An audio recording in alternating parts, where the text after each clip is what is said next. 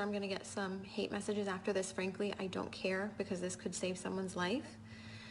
I'm a nurse practitioner. I am licensed and certified. I am not on the front lines. I have a friend in New York City who's on the front lines. And for her safety, she cannot come out and say these things. So I am her voice.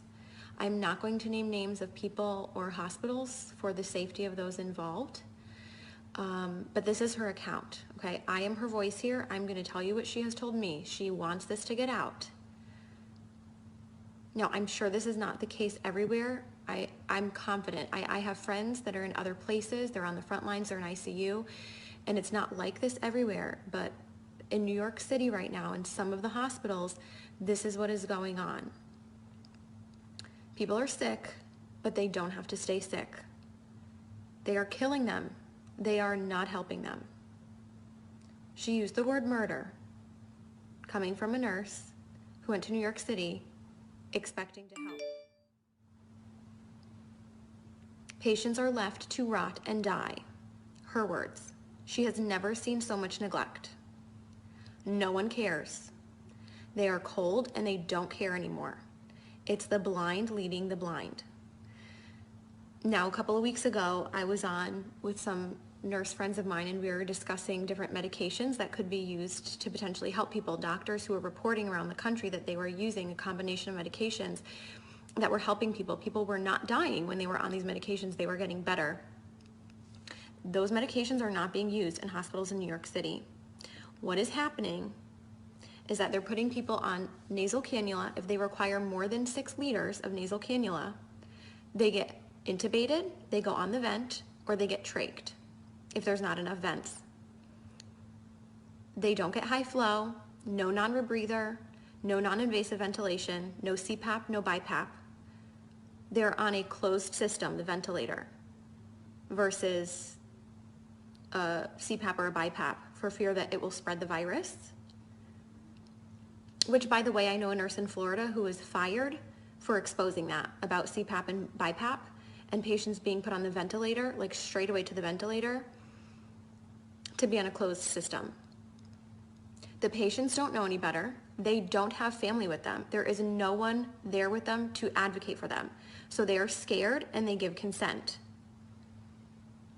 The ventilators have high PEEP, high pressure, which then causes barotrauma. It causes trauma to the lungs. Dr.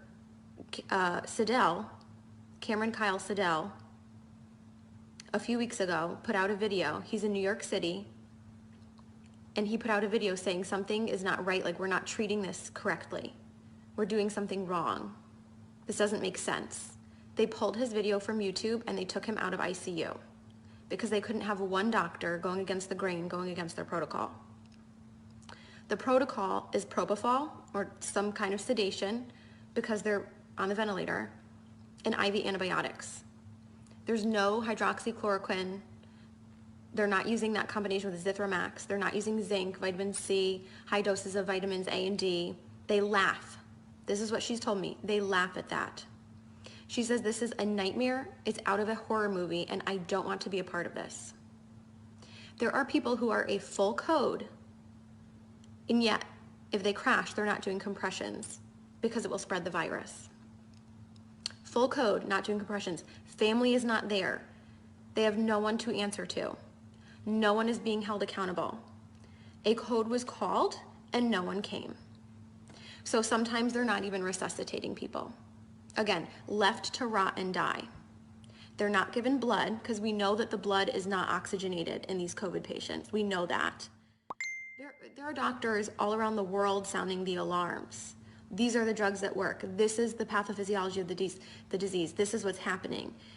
And for some reason, it's not changing. Even though we know, some of us know what's going on, nothing is changing on the front lines. They stay in the same PPE all shift, except for the top pair of gloves. So 2 pairs of gloves, or I don't know, maybe more than 2, but they're only changing the gloves on the outside. Gown, mask, whatever else stays the same because all patients are COVID patients. So if it's a COVID floor, it's all COVID, but it's not because some of them are rule out COVID.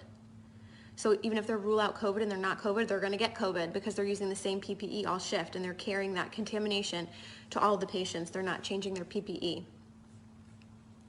They're not going into rooms. So they're running long tubing into the room so that they can manage the tubing from outside of the rooms. So if they're not going into the rooms, that means they're not assessing the patients as frequently as you would be otherwise assessing your patients. They are not doing rapid result tests. You're lucky if you get results in 5 days. Okay, this is coming from my friend who is in New York City right now on assignment, who went there to help, and this is what she's finding. It's a horror movie, she says. Not because of the disease, but because of the way it's being handled. She said, we need help, and people are sitting there waiting in the hotels.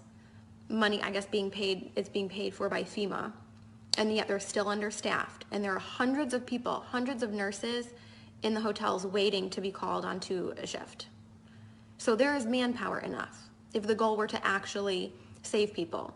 But resources are not being utilized properly or to full capacity in a way that maximizes the patient benefit or improves the outcomes. The records and charting are crap. And now some of these hospitals in New York City are probably crappy on a good day. So you add in the fear of COVID and the fear of the whole pandemic and forget it. So if you're in a crappy hospital with crappy nurses, let's face it, all of us nurses have worked with crappy nurses before who don't care. So now you add in this, forget it. And they're having people do things that they can't do. So maybe things that they're not proficient in. So maybe a nurse who's not familiar or comfortable with using a ventilator. And it's that figure it out mentality. Figure it out. These patients are critical and they're crashing, figure it out. So nurses are being celebrated as heroes, right? We see how like the fire trucks and the police are like lining up and practically having these parades and celebrating them as heroes. And don't get me wrong, I'm sure in some parts of the country and other ICUs, I have friends that are working on the front lines in ICU and they are good nurses and some of them are heroes. But we have nurses being celebrated as heroes who are killing people. They're not heroes.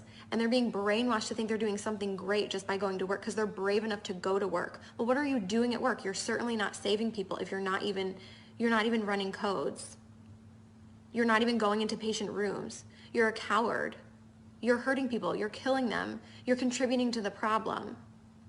I know I'm going to get hate mail for this, and that's fine, because people are dying who don't have to die. Again, there's no family there, so no one's being held accountable. And once these people get intubated, they're being scared into giving consent to be intubated, and then for a lot of them, it's over. And there's nobody going to be held accountable. And there's nobody looking out for them. They are completely by themselves. There's like a total lack of critical thinking. It's out the window. And people are scared to speak up. And one person alone isn't going to change the overall culture of a hospital or a system or a city. Like I said, Dr. Cameron Kyle Seidel's video was pulled from YouTube. And he was pulled from the ICU for sounding the alarm and going against the grain. So people are sounding the alarm. It's just not changing anything, apparently. So what can you do? Buck the system. I'm really fortunate I don't have any family in New York City that I personally have to worry about. If there are people that you are worried about, or maybe it's not even New York City, maybe you're in another city that's being really hard hit and you're just hearing really bad things coming out of that city, buck the system. Something is wrong in the system. So go against the grain. Request records immediately. Records, transcripts, immediately.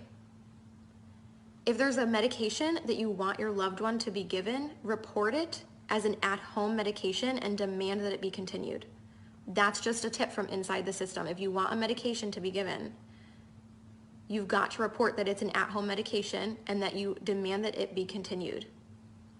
Your loved one is not going to have you in there advocating for them once they go in. You're not allowed in.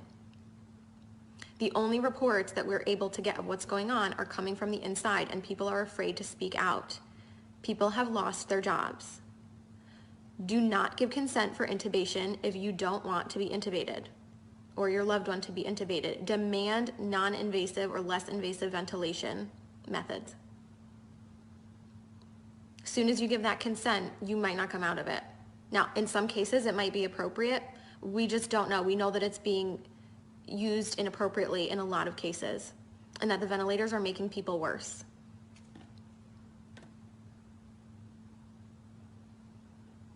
Please share this video, make it go viral. People need to know this. This is the truth of what's going on from my nurse friend who's in New York City right now on assignment. This is murder, she says. People are being murdered and no one cares. Horrible care.